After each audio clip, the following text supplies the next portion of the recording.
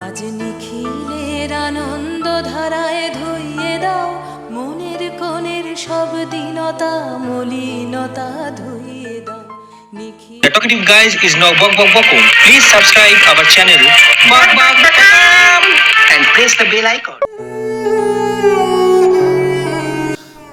রবীন্দ্রনাথের নস্টালজিয়াতে ডুবে থেকেই আমি আর তোমাদের দাদা বিশ্বভারতী সংগ্রহশালাটা ঘুরে দেখলাম জানলাম ঠাকুর পরিবারের নানান ইতিহাস, রবীন্দ্রনাথ ঠাকুরের পাওয়া নানান পুরস্কার কিংবা তার ব্যবহৃত জিনিসপত্র।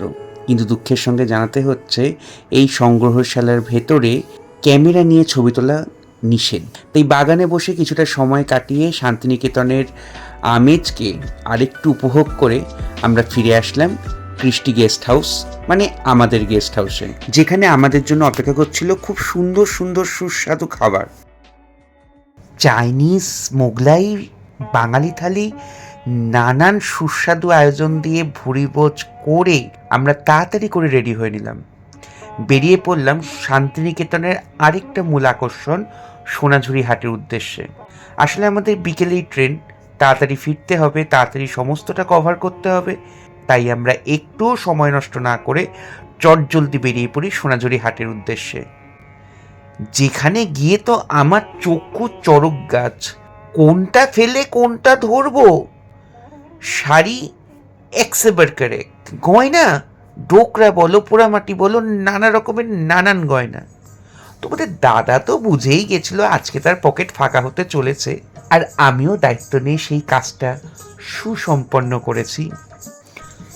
মনের সুখে বাজার করে নানান হাতের কাজ, নানান শাড়ি, নানান গয়না, নানান জিনিসপত্র নিজের পকেটস্থ করে এখন আমরা কোপাই নদীর পাড় ধরে পৌঁছে গেছিলাম বীরভূমের সতীপীঠ, যা বোলপুরের পাশেই অবস্থিত কঙ্কালীতলা মন্দির।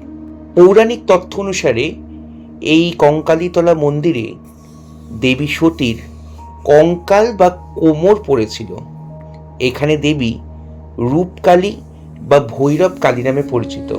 এত শান্ত, এত সুন্দর এক নির্জন পরিবেশে প্রকৃতির কোলে অবস্থিত এক সতীপীঠে এসে আমরা যেন সত্যিই দেবী মাহাত্ম্যকে অনুভব করছিলাম। আর তারই সঙ্গে আলোচনা করছিলাম যে কোপাই নদী আমরা পেরিয়ে আসলাম, যাকে আমরা বহু বাংলা সাহিত্য, সিনেমা কিংবা গল্পে পড়েছি, তার এই রুগ্ন অবস্থার জন্য দায়ী কে? সত্যি একটা গভীর প্রশ্ন, আমাদের কিন্তু ভেবে দেখা উচিত।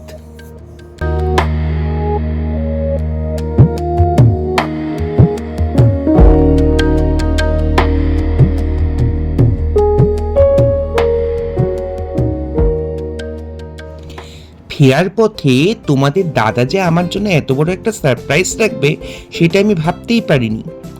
আসলে শান্তিনিকেতনে আসবো এটা নিয়েই আমার খুব এক্সাইটমেন্ট ছিল। কোন ট্রেনে ফিরছি, কোন ট্রেনে যাচ্ছি, এত কিছু দেখার আমি প্রয়োজন বোধ করিনি। একটু এসি ট্রেন হলেই হলো, কিন্তু সেটা যে বন্দে ভারত সেটা আমি কি করে জানবো? স্টেশনে এসে ট্রেন দেখে তো আমি পুরো হতবাক। ভারতের সবচেয়ে দ্রুতগামী ট্রেনে আমি আজকে প্যাসেঞ্জার। বন্দে ভারত দেখতেও যেমন তার পরিষেবাও সেরকম। উঠতে না উঠতেই খবরের কাগজ হাতে চলে এসছে, তার উপর সন্ধ্যার চা, টিফিন সমস্ত কিছু রেডি। আরামদায়ক বসার ব্যবস্থা, সুন্দর পরিষেবা এবং তার সঙ্গে কোয়ালিটেড খাবার, এই সব কিছুকে নিয়ে সুপার ফাস্ট গতিতে বন্দে ভারত আমাদের শান্তিনিকেতন থেকে নিয়ে আসলো হাওড়া স্টেশনে। আর কি, এবার আবার ফিরতে হবে থোরবড়ি খাড়াবড়ি থোরের জীবনে। তাই আমি আর দাদা দেরি না করে লাগেজ হাতে নিয়ে গুটি গুটি পায়ে গিয়ে চললাম আমাদের দাম্পত্যে দম্পোক্ত হতে।